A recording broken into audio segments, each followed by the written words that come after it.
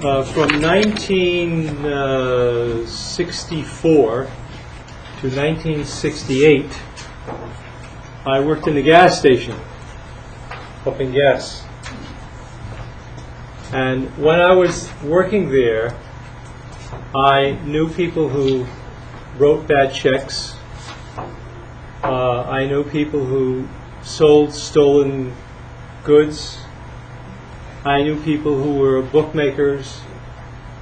And I knew that all of them had problems with gambling.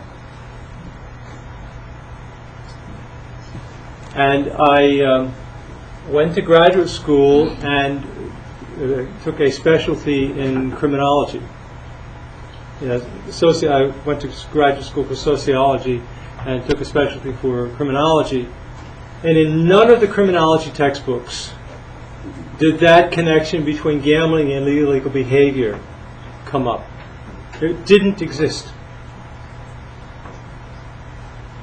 And the only relationship between gambling and criminal behavior that did exist in the criminology textbooks was organized crime and illegal gambling. And I wanted to correct that. So for my doctoral dissertation, from 1972 to 1976, I interviewed roughly 75 individuals. 50 of them were compulsive gamblers through Gamblers Anonymous and friends of Gamblers Anonymous members, and some people in prison and some people on probation at the time. And I found that 2/3 of the people that I interviewed had done something illegal to finance their gambling. Now, I basically created a distorted sample. I knew that because I was looking at Gamblers Anonymous members, and I was using something called snowball sampling and using Glaser and Strauss's discovery of grounded theory. If you're a sociologist, you may understand that. Anyway, it's really unfortunate that the research has progressed a little bit since then, but not that much. And I want to just go over some of the research and also some of the treatment implications and some of the involvement in criminal justice. Because I taught for 22 years in sociology and criminal justice departments in the United States. So we found, I just want to overview here, the crime rates. And the crime rate really is very variable depending on how you define crime. And if I allow the individual to define the crime, I get lower crime rates. If I ask them questions like, have you passed bad checks? Have you stolen money from your employer? Have you bought stolen goods and resold it to someone else? Have you? But then you really don't have to ask about burglary, armed robbery, and those kinds of offenses. But for the most part, fraud, for example, is a common illegal activity that is not discussed a lot often. Anyway, depending on the study, between 50 and 2/3 of the individuals in Gamblers Anonymous and treatment have done something illegal to finance their gambling. It may be something petty. Some of them have done a lot of illegal things. Most have done things like embezzlement, forgery, bad checks, minor fraud, that kind of thing. A helpline study of problem gamblers just asked them, had they ever done a crime to finance their gambling? 20% admitted crime, and 11% said they had been arrested for a gambling-related crime. This was a study done through a helpline in Connecticut, in the United States. The National Opinion Research Center found, this is the national study that I've been citing, found that 32% of pathological gamblers had been arrested for a crime. So we have committing a crime, getting arrested, going to court. We have then going to court. then you're getting on probation, and then maybe finding people in prison. But I'll get to that later. Gerhard Meyer and Statler did a study in 1999 and compared lifetime crime of pathological gamblers and non-pathological gamblers, and found a lifetime crime for pathological 89%. For past year, it was 59%. And 35% of their pathological gamblers had been arrested. I think these are people who are in treatment or in Gamblers Anonymous. And 28% had been convicted, which I find that's much higher than any other study. The 28% convicted rate. 28% of all people in treatment are in Gamblers Anonymous. Yes. You know how many have been involved in criminal activities before they were compulsive gamblers? How many? Yes, or percentage or vulnerability factors? That's parceled out in several different studies, and we'll get to some of those. What kind of crime do they do? Forgery, fraud, theft, and embezzlement are the most common. Tax violations, tax fraud and evasion, just don't pay taxes. And illegal gambling operations. I myself have interviewed 25 individuals involved in illegal gambling and bookmaking. They ran illegal clubs. They ran illegal card rooms. They were involved with illegal lotteries in the United States. And most of the people that I interviewed were compulsive gamblers. Less common among the population in prison, in Gamblers Anonymous and in treatment, are burglary, armed robbery, selling drugs, fencing stolen goods, prostitution, extortion. I'm treating one woman, for example, right now who has sold drugs, fenced stolen goods, has been involved in prostitution, and has done extortion. But she's never been arrested. But that's uncommon. Now, when I have been an expert witness in the courtroom, I have basically reviewed the materials from the court. I've reviewed the materials from the court. And interviews of others. Offender. Okay. This must have been a correction somehow in this computer. Is this a Norwegian word? No? Oh, that's offenders. I've interviewed the offenders. I've evaluated their mental status. I evaluate them for mental disorders. I've conducted psychological tests and written a report. But I've also interviewed other individuals.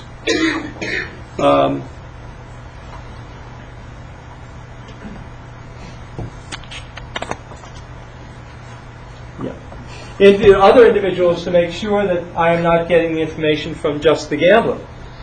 For example, if the gambler says, well, I attempted suicide when I was 15, I want to find out someone else who can actually verify that that person actually did attempt suicide at age 16.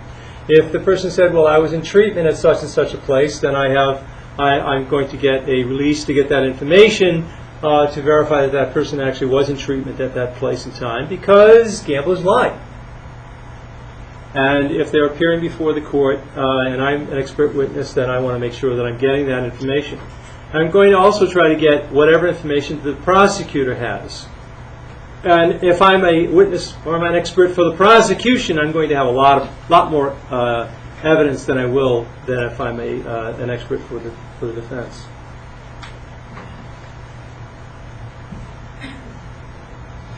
Now, the expert witness, the psychologist is an expert witness, examines issues that are not covered by pre-sentence investigations. Emotional issues are examined. Family dysfunction. I'm going to ask about the history of their family. Also the co-occurring disorders. I'm going to look at their coping skills. These are things that I'm going to evaluate as part of the process. Yeah, if I'm going to work for the court. I'm going to examine their work history, positives as well as the negatives. I'm going to find out how extensive the work history they have had. I'm going to look at their social supports again. I'm going to interview some people. And I'm going to look at the progression of their gambling to see if their gambling has progressed in what I would call an addictive pattern, or whether there were other illegal activities that occurred prior to the gambling. And I'm going to look at cognitive distortions, and I'm going to assess for personality disorder, primarily antisocial personality disorder. Because I want to rule that out for the court.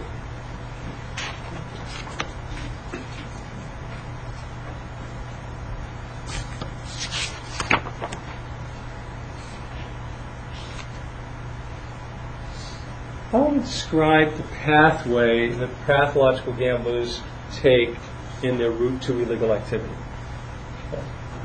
And I'm going to use the addicted gambler as the model, not the, quote, criminal turned addict, but the addict turned criminal. Some of the addicts turned criminal have prior criminal history. They either start out in a pursuit of action, or they start out to escape from problems. Everyone is gambling for entertainment purposes in the beginning. But the acceleration of the gambling is because they want to be the action. They want the excitement. They want the thrill. And often the action seeker, I divide gamblers primarily into two types. There are three, but I like to use two types. Action seeker and escape seeker.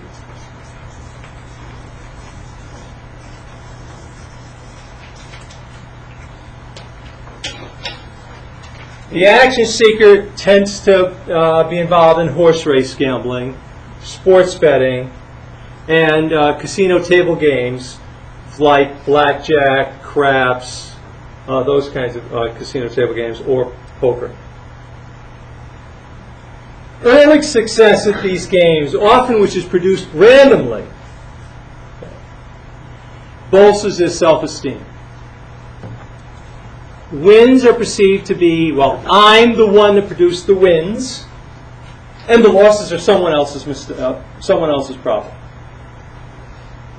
There's a biased evaluation of outcome. When the outcome is in my favor, it's something that I did. If the outcome is not in my favor, it's bad luck. It's the football hit the edge of the goal and went off, and instead of going in, maybe the referee is crooked. Or the jockey is crooked, or the owner is crooked. I can explain a whole range of things. My loss is that way. My success is I'm very good at picking teams, or I'm very good at playing cards. But when things don't go my way, it's just bad luck. It's terrible. The action seeker is very different from the escape seeker early in their gambling, as their gambling starts to accelerate. They're gambling to escape from problems. They're gambling to escape from depression, loneliness, anxiety, trauma. And for them, gambling is time out. It's time out from problems, time away from problems, time they don't have to think about what's going on. It's an escape from the problems of their life. Both the action seeker and the escape seeker end up chasing their losses, but they end up chasing the losses from different directions.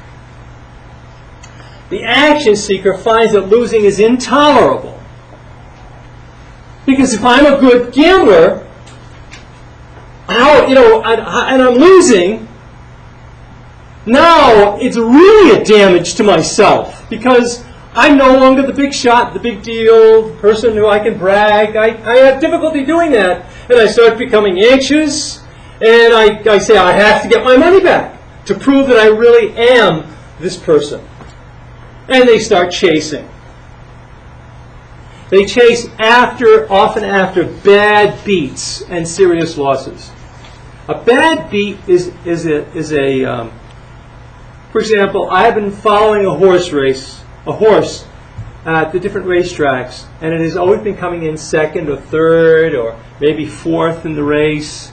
And I've talked and I've been following, and I know that the jockey that's riding this is just an excellent jockey. The trainer has just decided to change the race. The owner just told me we're going with the horse today. I'm going to hear from the owner. We're going with the horse today. I put a lot of money on it, and the horse breaks a leg. It breaks a leg. Starting from there, I put all my money, and the horse breaks a leg. That's a bad beat. That's a bad beat. And when I get a bad beat like that, or today I can think of, if I'm playing a machine, and I haven't been playing this machine for a long time, and I go to the bathroom, and someone else ticks 20 kroners in the machine and wins the royal jackpot, that's a bad beat. That's a bad, because that was my machine. Okay?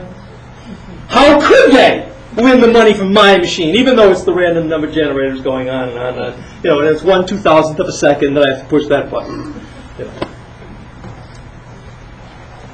The escape gambler doesn't care about that. Not as much. I won't say he doesn't care about it at all. Doesn't care about it as much. The escape gambler thinks of only one thing: time out from problems. And time out from problems is expensive.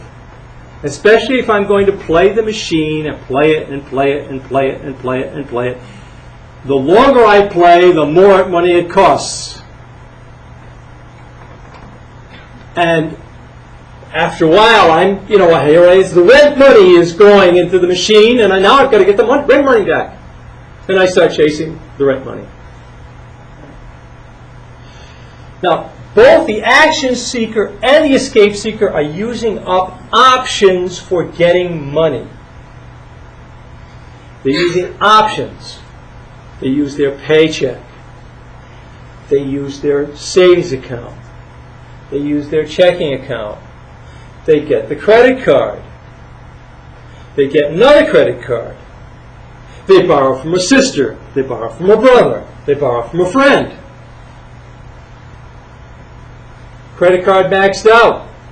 Friend says no more money. Sister says forget it. Where am I going to get money?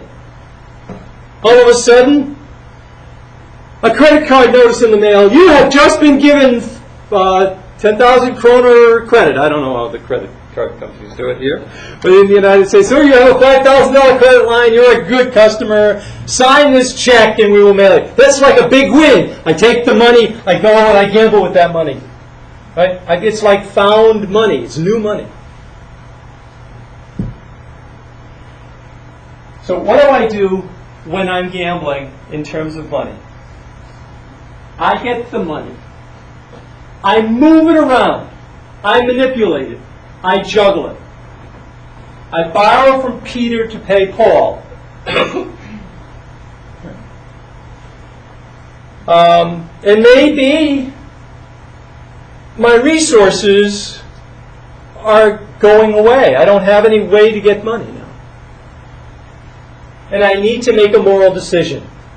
I'll borrow a little bit of money from work. I'll write a check. There's no money in the checking account, but I will write a check. I write a check. I cash the check. There's no money in the checking account. I'll win it today. In fact, this afternoon, I'll be a millionaire. The check, forget it. It'll be easy. I'll be able to cover that check. The money that I take from the bank, no problem. I will be able to put that money back. The money that I just borrowed from my boyfriend. My boyfriend doesn't know that I took the money. It's stealing. He doesn't know that I took the money. I'll pay it back.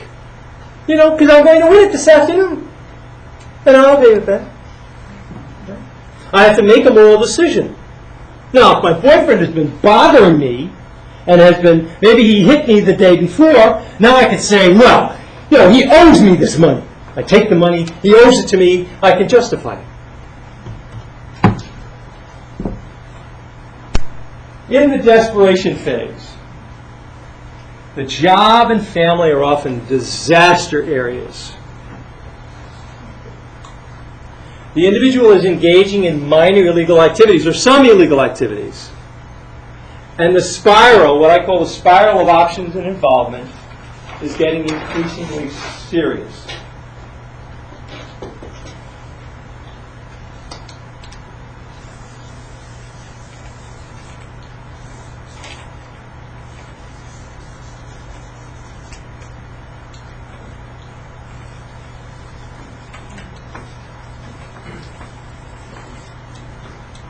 Options. The more involved I am in gambling, the narrower the options. Things happen over and over and over and over again. Right? I get the money. I play Ring Around the Rosies with my checking account. I don't know. I should explain that. Ring Around the Rosies with the checking account. I realized I shouldn't do. It's in English, an American expression. What I do is I have 3 checking accounts. I write a check from checking account A to checking account B. I write a checking account from checking account B to checking account C. I write a check from checking account C to checking account A. And then I write another check from checking account A to checking account B. And I spend this money as I'm going along, but covering the checks that I have written with a check from another checking account. Now, the options. Once my sister, I borrow from my sister and she says no, all of a sudden I don't have my sister anymore. That is out. That option is no longer there. Now I have fewer options. If I borrow my check, my credit card is maxed out, that option, I have fewer options. That option is out. And the more involved I get, the more gambling I be doing, the tighter my resources, the fewer my resources become, my legal resources. Now, my obsession with getting out of trouble overtakes excitement. Gambling is not as exciting because I've got to get out of trouble. And I become very, very obsessed with getting out of trouble. And sometimes getting out of trouble means that I become, my thinking starts becoming kind of disorganized. And I try to escape into gambling, but there's no relief in that escape. I'm not getting any relief at all, or very little. And I may make have serious bouts of depression and be suicidal at that point. By the time I've engaged in the illegal activities, if I follow this gradual spiral of options that involve me. It may go even further. Hopelessness phase, and I have several patients now who are basically in the hopelessness phase. They've made suicide attempts, and what they do, they go, and I have one person who panhandles at, he basically spare changes, said, do you have any spare change, do you have any spare change? And he takes the bus, and he goes to the racetrack, and again at the racetrack he spare changes. He spare changes for the bus fare. And then he goes to the racetrack and he looks around for used tickets that he can cash in. People might drop them on the floor.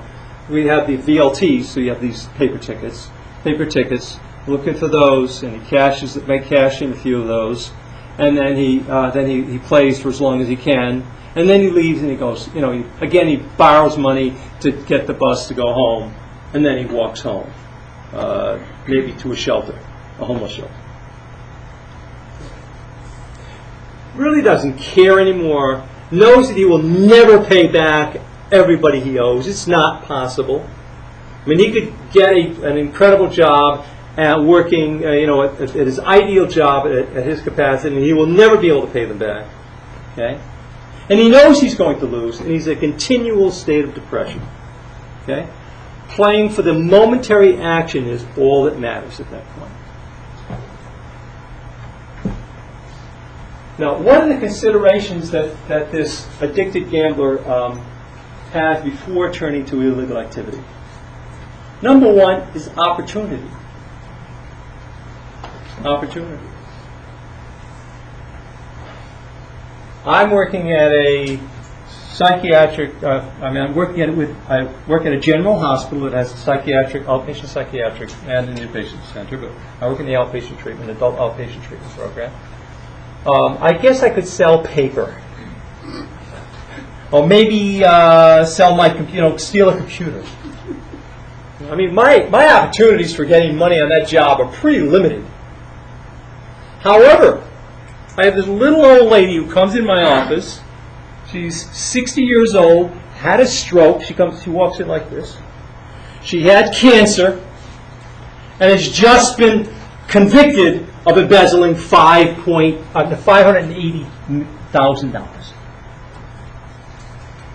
She was a bookkeeper. Opportunity knocked. She was, and not only that, not only was she a bookkeeper, her boss was a tyrant. Her boss's wife was an alcoholic who would consistently come into the office and mess everything up. And she was constantly picking up picking up after her boss and after her boss's wife. And she just had the opportunity available. External agents of social control. Are the police watching me?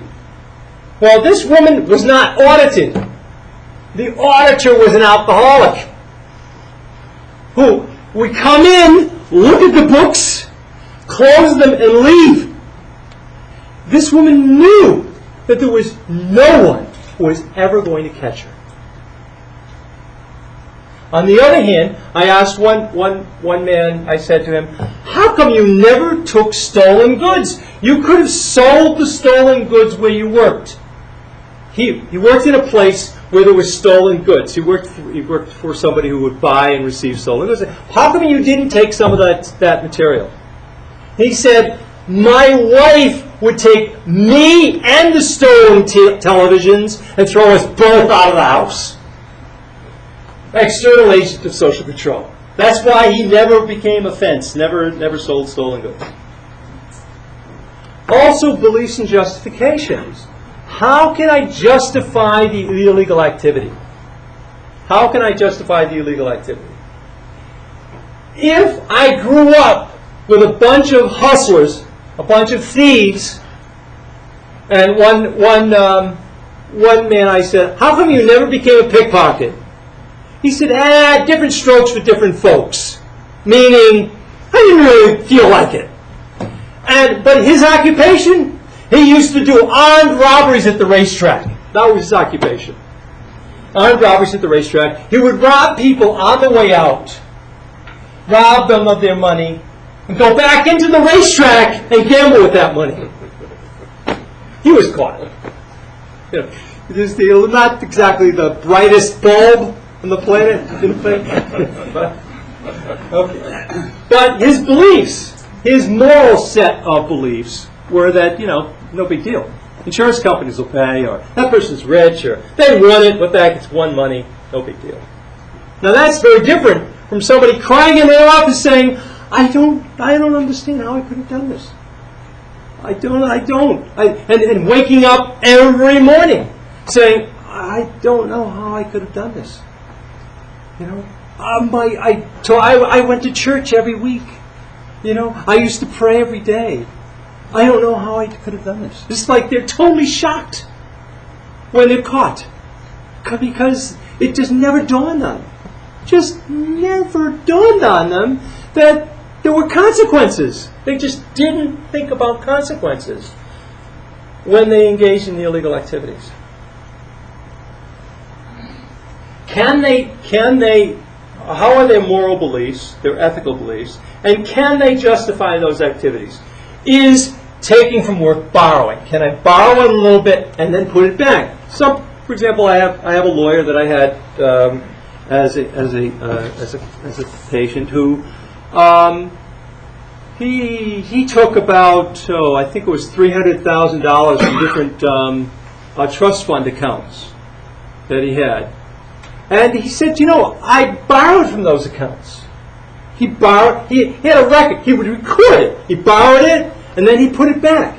He borrowed it and put it back. He borrowed it and put it back. Borrowed it and then couldn't put it back. Oh, he borrowed from another account. Borrowed and put it back in the first account, and then borrowed and put it back. Borrowed and put it back, and then borrowed and couldn't put it back. So he took another account. I think he had 12 different accounts he had totally drained when he finally was caught. But he was borrowing. He was borrowing, and now he knows he can never put it back. It's not possible. The man is 60 years old. No, 65 years old. His ability to earn money to put that money back is nowhere near possible. Our available options closed. I had one man who had robbed a bank. No, he had robbed a bank, and his wife had gone around to all the banks in the community and told them that he was a compulsive gambler and not to lend him any money. He went around bank after bank after bank, and he had a loan shark chasing him. Somebody he borrowed money at a very high interest rate, who had a baseball bat, who liked to break kneecaps. And he was afraid. But his options for getting that money were closed. He couldn't even borrow the money from a legitimate bank now. He was a little hustler too, which is another story. Okay. But in his case, his legal options closed. Threats. Well, I had one man told me that this loan shark, the man with the baseball bat, in fact, the same man with the baseball bat, told him that he knew where his daughter went to school, and she drove to school on a red bike. Wouldn't it be too bad if she got run over tomorrow? He robbed a bank. He robbed the bank and has never been caught. He robbed 2 different banks and was caught for carrying a concealed weapon, and was never. And he was put on probation. Never went to prison. Sometimes the financial threat is from the spouse. A woman I had interviewed started selling what's called a water destimulator. It was a total fraud. Total fraud. She started selling this because she was going to the racetrack, and there were other people who were doing it. These were real crooks who were doing it. She wasn't. I mean, she was an average person. She was borrowing from her husband. Her husband was a miser, and he had $100 bills in the attic of his house in the rafters over the wood. And she discovered a pack of $100 bills this thick above the rafters, and she took one of them out. And then took a $1 bill and ironed it. Because these were brand new $100 bills. Took a $1 bill and ironed it and put the $1 bill in there. And eventually she had like $5,000 she had taken. And her husband found out. She had she knew that she could get this money selling these stimulators, right? So she went and she sold a few, made enough money, and gave her husband the money. Later on, her husband started becoming violent. They owned 2 houses. One of the houses she had not paid. She had not paid a mortgage payment or a tax payment on that house in about 6 months. And the sheriff came and put a notice on the door. She started not only selling these electronic stimulators, but then she started working for burglars, showing the burglars which houses they could rob. Because she was at the racetrack, and these characters, these illegal characters who were gamblers and thieves together, were stealing and then gambling with the stolen money. But she had kind of a conventional life and became really interested. These were exciting people with all sort of exciting stories. But she would not have been involved in those illegal activities if it hadn't been for this threat from her husband. And the second series of threats was threats of physical violence. She was not able, the house was eventually sold in a sheriff's sale, and her husband beat her up, put her in the hospital. She had broken collarbone. She was really physically badly beaten up. But before she was beaten up, she had stolen this thing, and then she got caught on one of the burglaries. And the end of it is the husband has possession of the children, and she's in prison.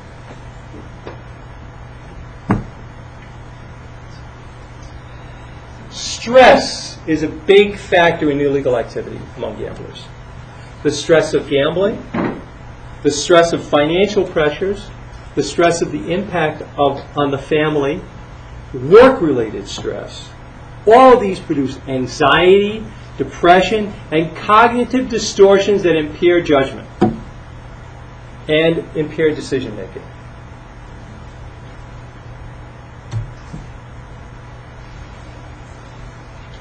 I said there are beliefs and justifications for engaging in illegal activity. In the beginning, we engage in totally moral behavior. Behavior that we think of perceived. We think of as totally moral. Also, this is basically, I'm bad, you're good, pool player, I'm not that good, you're much better than I am. Bookmaking, that's illegal running of a gambling operation. Petty larceny, small-time theft, may be totally morally justified depending on your beliefs. Forging checks or assisting in burglary. Forging a check. I had one client who came in. He had been arrested for forging his father's name on a check, and also had been arrested for forging a friend's name on a check. And he partially justified it based on the fact that his friend was not had owed him money, and his father was a really terrible father. He partially justified it, but he knew it wasn't really strictly legal. And he partially justified it, and he excused it by saying, well, if it wasn't my father wasn't such a jerk, I wouldn't have done this. I wouldn't be doing this. And then some things are, the armed robbery, they're justified. They're not justified at all. Only excuses are given. That I know where your daughter goes to school. She drives a red bicycle, that kind of thing. Now, Meyer and Sadler have a nice model that really fits in with a lot of the thinking that I've had.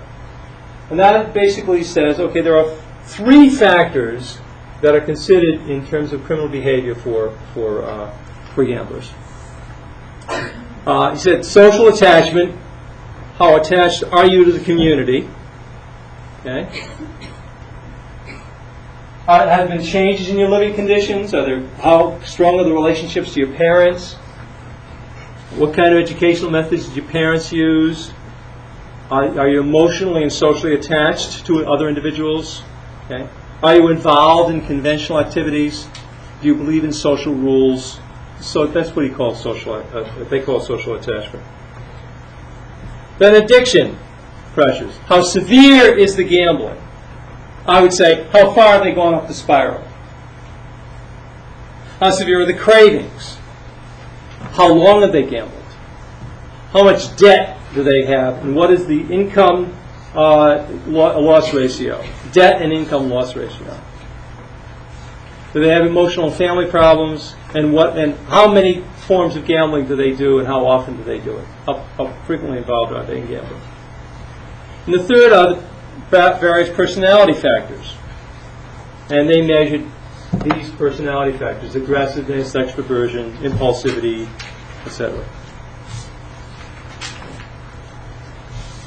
And they found the following. The strongest predictor for criminal behavior among the pathological gamblers that they studied was the addiction process. The second strongest was personality. Personality factors influenced addiction,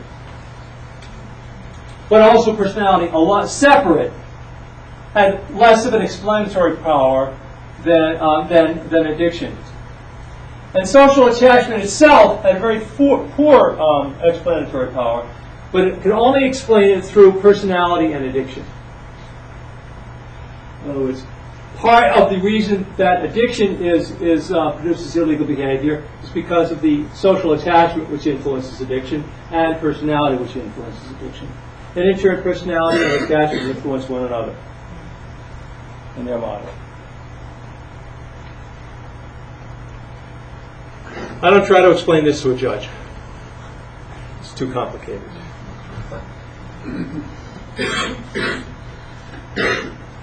There are 6 R's. And I don't know, in Norwegian it wouldn't be 6 R's, obviously. Paul Ash is a lawyer in Florida who has done a lot of work with gamblers, legal work with gamblers. And he said, look, let's look at these 6 R's. How much of a resentment is there towards the prosecution? There almost always is some sort of resentment. Do they resent being prosecuted? And I also say, well, do they resent their employer if they're being prosecuted by their employer? How strong is that? Remorse. Is there evidence of remorseful feelings in the gambler? Repentance. Is there evidence that they've changed their lifestyle? This has to be verified by a third party. You can, in a criminal forensic case, when you're appearing before a court, you can't rely on the gambler, him or herself. I testified once for the prosecution when the defense psychologist, the psychologist for the defense, only relied on the gambler. Of course, the prosecution had interviewed a wide range of people. I saw these interviews. The gambler was lying. It was quite obvious just by looking at the evidence that they had gotten.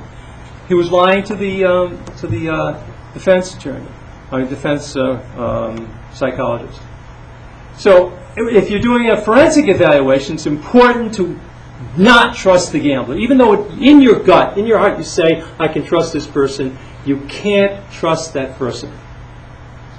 You need to have independent evidence if you're going to go before a judge, as an expert anyway.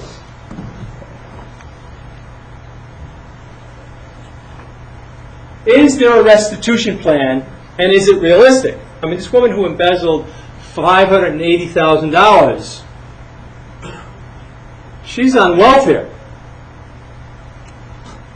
She's never going to pay that back. Never. Not possible. Stroke, cancer, she'll never pay it back. Recovery. Is there a treatment plan for recovery? Is this person actively involved in recovery? You need to give the exact details and the dates of recovery and evidence of compliance with treatment. And finally, rehabilitation. Is there evidence of change in attitude? Are they doing volunteer work? Right? Are they engaged in community service of some sort? Not just community service because it looks good for the court, but community service in different ways. Have they made a spiritual lifestyle change? Some people do. I don't think that's not necessarily the most important thing.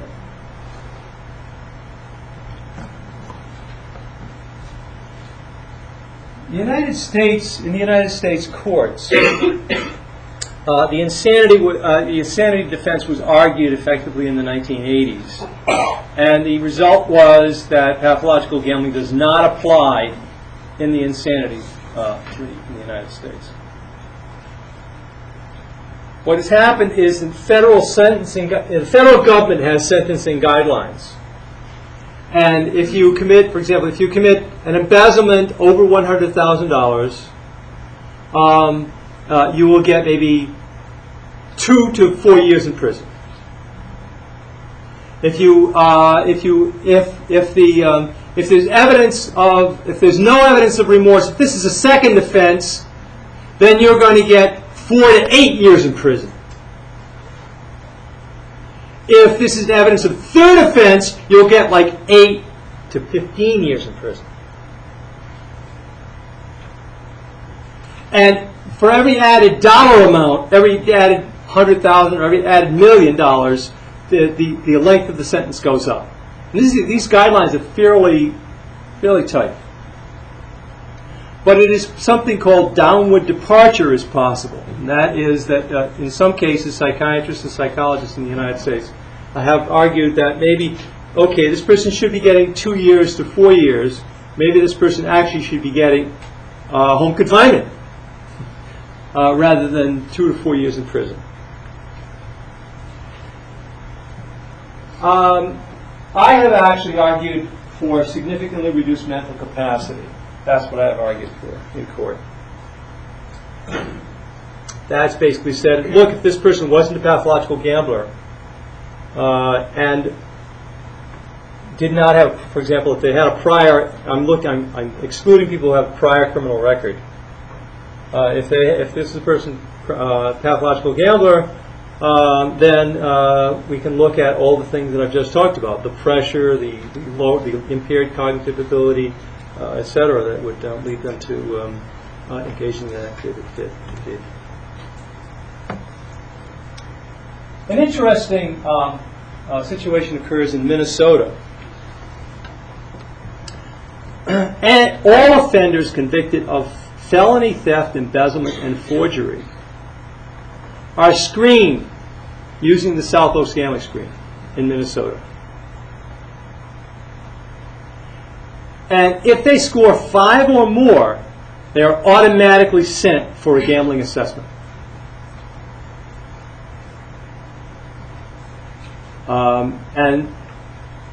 And the gambling assessment, there's nothing formal like this anyplace else in the United States that I'm familiar with.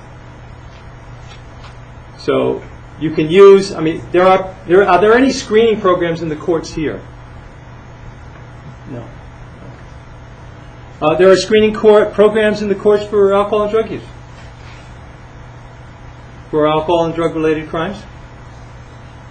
There's no pretrial screening? Post-trial screening? No? Okay. Interesting. In the United States, it's very common. People who are arrested for drug crimes, they go for a drug screening, basically an interview with individuals, addiction treatment professionals. And if they have an addiction, then they may be not sentenced to prison, but be told they have an option. They can go to prison, or they can go into a therapeutic community. Or they can go into prison, or they can go into detox, followed by inpatient treatment, followed by this kind of program. And it's built into the court system. There's something called pretrial diversion. That means prior to the trial, people can be do community service, go into treatment, or do something like that, and then avoid prison as a result of that. Do you have pretrial? Any pretrial work here in Norway? No? Okay.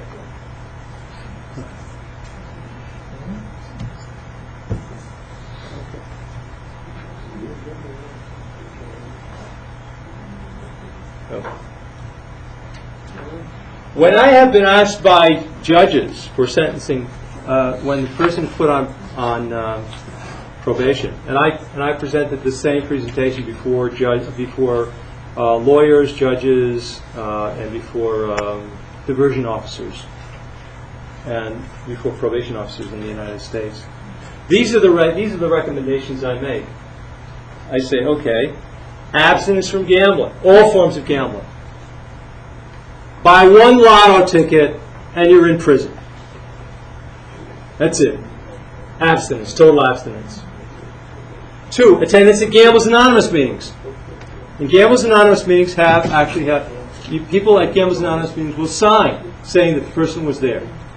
And there are a lot of judges that are having people go to Alcoholics Anonymous, Narcotics Anonymous, or Gamblers Anonymous, and they're signing forms. Third thing I advocate is some form of community service. Also, gambling counseling. I have a vested interest in that. Personal interest. Yes, they must come to see me. And when their insurance runs out, they have to pay. No, they have to come in for gambling treatment. And then obviously there's going to be a restitution order. And like I said before, self-exclusion. If they're total absence, then they have to go. If they have an option, they can always go to jail. They can always go to jail, or they can accept these conditions. That's their option. There's something called a gambling court in Buffalo, New York, modeled after drug courts in the United States. It's also in Louisiana, and there was one proposed in Florida. To be eligible, you have to be a pathological gambler. How that's determined is usually by some treatment professional. You have to be a first offender. It has to be a non-violent offense, not armed robbery, for example. Can't be a drug dealer, and can't be a sex offender. But basically, property crime, embezzlement, forgery, fraud. Now, the recommendations are obviously depend on what treatment is available. In the Louisiana court, they say, okay, inpatient treatment is available in Louisiana, so they advocate inpatient treatment. Or they advocate intensive outpatient treatment, or halfway houses. In Rhode Island, we have one halfway house that will accept gamblers, and there are 2 beds for 1 million people. We have no intensive outpatient treatment and no inpatient treatment. But we do have outpatient treatment, and much more Gamblers Anonymous than here. There's been no evaluation of these gambling courts conducted. The drug courts show about a 45 to 50% graduation rate. In other words, they actually finish the period without reoffending. And drug courts show a reduced recidivism, basically a repeat offense. I did a meta-analysis of 10 studies of pathological gambling among prisons. Basically what I did was I combined all the studies, weighted for sample size, looked at everything. Almost 20% of prisoners had level 3 gambling, probable pathological gamblers. The gamblers were higher in criminal behavior. They had higher rates of psychopathy or sociopathy or antisocial personality disorder, depending on how it was measured in the study. They had higher rates of depression, and they had higher rates of substance abuse than the non-pathological gambling prison in different studies. But about 20%. I don't know whether that's, let's say that that's 20% problem, not necessarily pathological gamblers. What do they do in prison? This is one of the things I talk about. What do prisoners do in their spare time? They gamble. That's what they do. They gamble. I have a colleague who is studying prison in Rahway State Prison, which is a large prison in New Jersey. And he was talking to some inmates, and it turns out the inmates were betting for money on the outside. And so when visitors came, they would say, okay, transfer $1,000 from my savings into John Jones's savings account, into a bookmaker's savings account. Or maybe the bookmaker was saying, transfer this money from my account into this other gambler's account. They bet on horses with prison bookmakers. They play cards for cigarettes. That's almost universal. Wherever you're allowed to smoke in prison, they play cards for cigarettes. They sell drugs. They sell sexual favors. Provide services. I mean sexual services here. No. It's basically providing sex. They gamble for. I won't use it. I can't think of a non-prison oriented word to use, so I won't use it. Basically, sexual services. Okay. And they get into fights, and sometimes people are stabbed to death over gambling debts inside prison. Okay. The recommendations that I make, and I would make to you, is to educate and train criminal justice personnel about gambling problems. It's very important to do that. I don't know if you could explore gambling courts or not. I don't know what percentage of your clients have criminal involvement. But if it's large enough, if you don't have gambling courts here, no. So forget gambling courts. But evaluating and assessing offenders on a pretrial basis may be very valuable.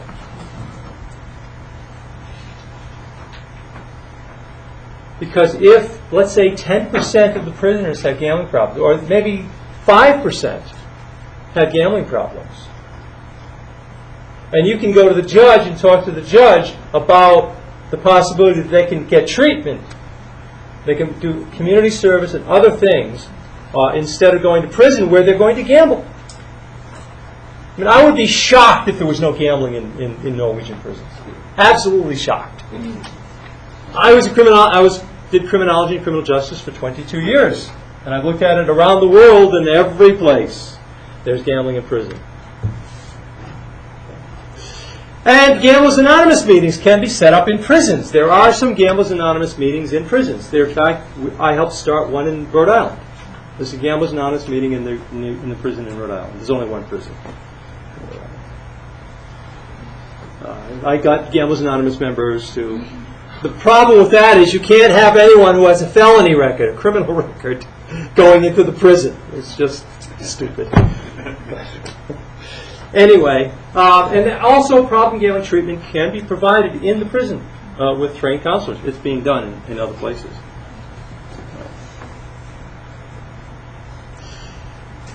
And ideally, if you can get ex-prisoners to go into the prison to run the Gamblers Anonymous meetings, that would be the ideal. That would be the best. As a community service. But then, I have strange ideas about that. Again, the turtles. And thank you.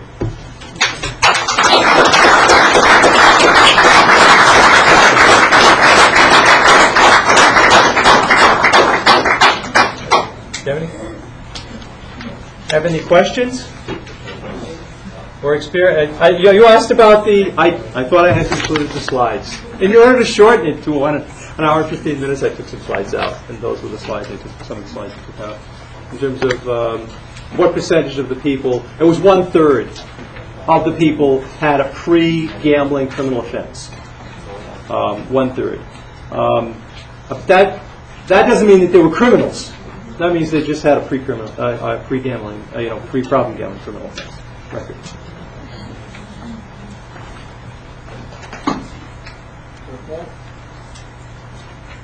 Is anything happening in any of the prisons in Norway? Any treatment at all? Or with probationers or? In Sweden, there are small projects going on Mm-hmm. where ex-gamblers are into prisons, Right. like a meeting and doing some individual training or whatever. Yes. But it's not on a national level. It's just based on these ex-former gamblers who have been in prison themselves. Right. And knows what's going on in prison. Well, that makes a lot of sense. Right. They just go to their prisons. And I know, for example, when I've attended Gamblers Anonymous meetings in prisons, and one of the things that it's very difficult to talk about is gambling in prison. In the meeting, they talk about the gambling they did before they came in. Because the prison I went, guards were standing there observing the meeting. I said, how can you have a truly open and honest meeting when you have a prison guard standing in the meeting? It didn't make any sense at all. But such is America, I guess. Or, I don't know if that was the case existed elsewhere.